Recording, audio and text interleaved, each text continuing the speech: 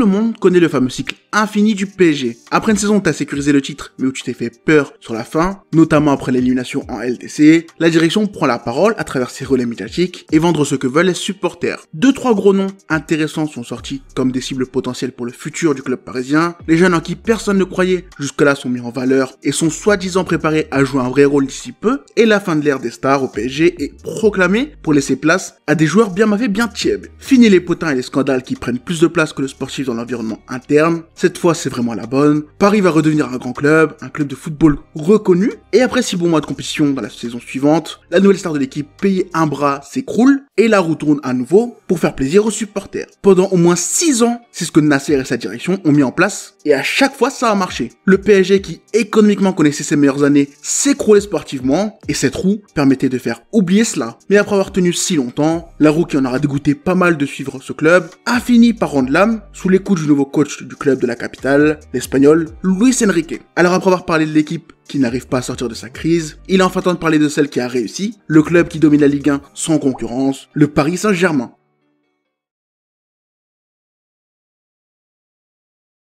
En perdant Mbappé parti libre après sa fin de contrat, les Parisiens se sont retrouvés privés d'une arme offensive exceptionnelle. Depuis son arrivée dans le club de la capitale, il était le meilleur buteur de l'équipe, l'un des meilleurs du championnat si ce n'est le meilleur, l'homme qui offrait des victoires, des actions de classe mondiale qui sortaient de nulle part, parfois même lorsque l'équipe et les Parisiens ne semblaient pas capables de trouver une solution. Mbappé était un cheat code, outre ses stats offensives, sa facilité à créer le danger, il était aussi un outil exceptionnel pour effrayer les blocs défensifs adverses, qui ne savaient pas quoi faire lorsqu'il commençait à prendre de la vitesse. La menace qu'il représentait était tellement grande qu'il pouvait offrir rien qu'en étant sur le terrain de l'espace à ses coéquipiers pour s'exprimer, et son départ a donc effrayé tous ceux qui voyaient en Kylian leur leader offensif. Dans tout club, cette situation aurait demandé un temps d'ajustement. Quand on regarde bien le début de saison parisien, ça a été le cas, et on y reviendra, mais une chose est sûre, c'est que Paris a absolument tout fait pour limiter cet impact. L'arrivée de Luis Enrique a été un pas supplémentaire vers la fin de la collaboration entre le joueur français et le club, qu'il a vu grandir et fait grandir. Et cela pour plusieurs raisons facilement identifiables. Déjà, Kylian avait énormément régressé, que ce soit physiquement, techniquement ou bien même en termes d'instinct. Ce n'était plus l'attaquant tueur et effrayant, capable de gagner tous les matchs dès qu'il accélérait. Un problème qui nous a privé de sa meilleure version sur la fin et qui n'a pas été le seul. Ces dernières saisons sous le maillot bleu se sont fait dans un rôle bizarre puisqu'il lui déjouait beaucoup trop.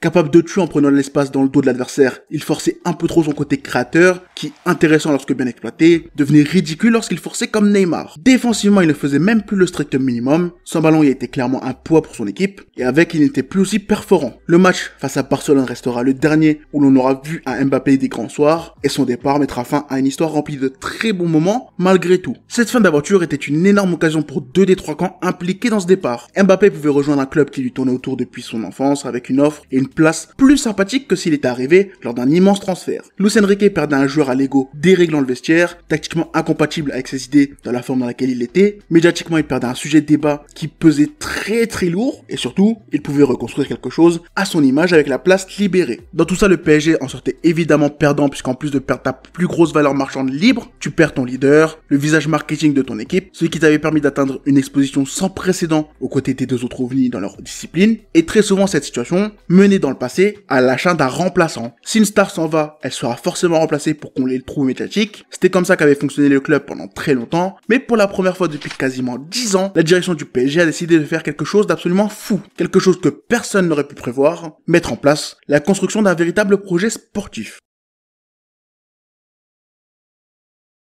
Si le pouvoir des coachs a souvent été remis en question à Paris, celui offert à Luis Enrique depuis son arrivée, que ce soit sur le projet en place ou bien même sur tout l'aspect sportif, est plus qu'évident. Que ce soit en mettant Neymar, Verratti, Mbappé à la porte, en exfiltrant petit à petit des plans son meilleur joueur dès la mi-saison pour préparer l'avenir sans lui, malgré l'énorme investissement que son salaire représente, en ne donnant quasiment aucun temps de jeu à des joueurs payés au prix fort qui ne représentent pas ses idées de jeu, pour la première fois depuis longtemps, le coach du PSG a du pouvoir. Il a des idées et surtout, il a des moyens de les mettre en place.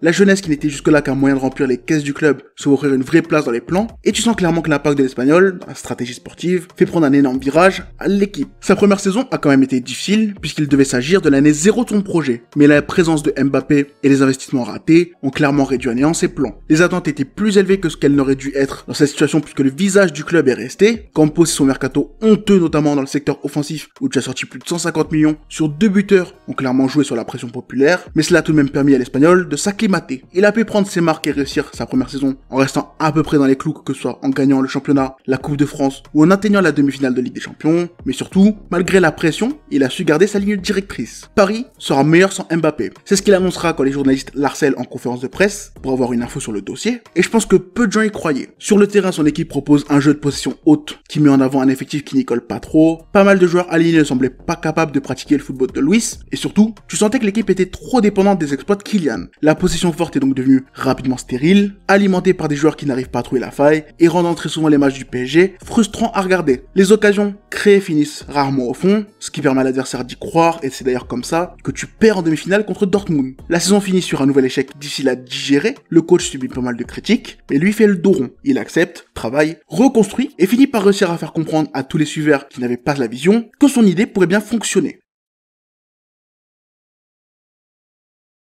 L'été parisien est plutôt animé. Outre les rumeurs autour d'Ademola Lookman et Gvichad Kvaratskhelia, la direction parisienne se met enfin au diapason de son coach et note en profondeur l'effectif. Le vestiaire libéré de Kylian Mbappé prend une nouvelle direction avec des leaders moins exposés médiatiquement, les renforts viennent combler des manques évidents et très vite tu remarques que l'équipe commence à avoir une forme intéressante. Pacho devient directement titulaire et rajoute de la sécurité qui manque en défense. Dominant dans les duels et capable de gérer la profondeur, il devient rapidement une addition exceptionnelle et un compère parfait pour sortir la meilleure version de Marquinhos. João Neves rajoute un milieu technique polyvalent et surtout fonctionnel qui manquait depuis le départ de Verratti. Sa combativité, sa maîtrise et surtout sa débauche d'énergie font énormément de bien à l'entrejeu parisien qui revit avec son arrivée après le retour en force de Vitinha. Barcola et Dembélé deviennent des leaders offensifs. Ousmane prend de plus en plus de place dans l'axe où il commence à développer une affinité pour le poste de faux neuf, mais ce n'est pas encore suffisant. Premier incontesté de Ligue 1 avec 10 points d'avance sur le second, qualifié pour la suite de la Coupe de France, qualifié pour les 16e de Ligue des Champions, sur le papier, la saison parisienne est pour l'instant une réussite. L'équipe construite par Luis Enrique et Campos tient ses engagements, et cela malgré les difficultés, que ce soit face à Monaco durant le Trophée des Champions, ou en Ligue des Champions, où tu as failli glisser. Une situation normale donc en soi, c'est à peu près ce que l'on attend du PSG, et si justement c'est à mettre en valeur, c'est parce que beaucoup avaient peur que ce ne soit plus le cas. Après avoir sacrifié ses stars, le PSG a finalement décidé d'enfin mettre un changement de stratégie, où le sportif est confié à des gens avec des idées, mais sur le terrain, ce n'est pas encore ça. La possession est encore un peu trop stérile, les occasions créées finissent encore trop rarement dans les filets adverses, petit à petit Barcola et Dembélé deviennent lisibles et incapables d'être décisifs, ce qui a notamment coûté la qualification directe en Ligue des Champions. Collectivement, le PSG tourne, mais a quelques problèmes qui vont petit à petit se régler grâce à des montées en puissance intéressantes et des ajouts offensifs. Désiré 2 commencera à retrouver son football après un temps d'acclimatation plutôt normal. Dembouz réglera enfin la mire et commencera après des années à galérer devant les cages à marquer des buts.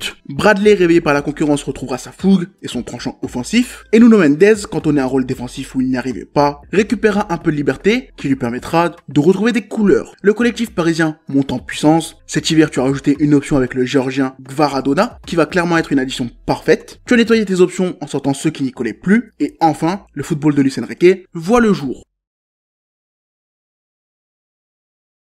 Paris, après des années à s'être perdu, des années à avoir oublié ce qu'était un projet sportif, est de nouveau sur la bonne voie. Le potentiel de ce projet concentré sur les idées de Luis Enrique, un groupe de joueurs talentueux mais encore jeunes, et des stars en création, fait clairement de Paris un club puissant. Plus puissant que ces dernières années, où les stars étaient au-dessus de l'institution. L'équilibre des forces est parfaitement respecté, et très honnêtement, je pensais que jamais on ne pourrait voir ça à Paris tant que Nasser serait au pouvoir. Pour la première fois depuis longtemps, le Paris Saint-Germain n'est plus l'équipe d'un joueur, c'est l'équipe d'un collectif, et c'est pour cela que la crainte est de retour chez les adversaires. Si ces dernières années les percées de Mbappé créent la crainte, si tu pensais quand même pouvoir battre le PSG au vu des failles qu'ils avaient, aujourd'hui c'est l'équipe entière qui fait peur. Malgré ces failles encore visibles, le PSG a enfin retrouvé une partie de cette aura dégagée à sa grande époque, et c'est pour cela que je pense sincèrement que le chemin pris est le bon. La suite sera intéressante à suivre. Tu as encore 3 compétitions où rien n'est décidé, on sait qu'une élimination en LDC a souvent fait mal au collectif, donc vraiment rien n'est encore fait, et ce sera vraiment une des histoires à suivre de cette fin de saison. Dans le même temps, une décision va devoir être prise concernant le directeur sportif. Si personnellement je pense qu'il faut absolument le dégager au plus vite, ces quelques réussites récentes semblent avoir un peu équilibré la balance, en tout cas dans l'esprit de la direction. Le Grand Paris est en train de faire son retour, de nouveaux visages sont en train de se développer en tant que leader de cette équipe, et ce sera intéressant de voir si l'énergie, l'aura dégagée cet hiver, continuera jusqu'à la fin de saison. Bref, c'était une petite vidéo sur le Paris Saint-Germain, j'espère que tu as apprécié ce petit contenu, et on se retrouve très vite pour la suite.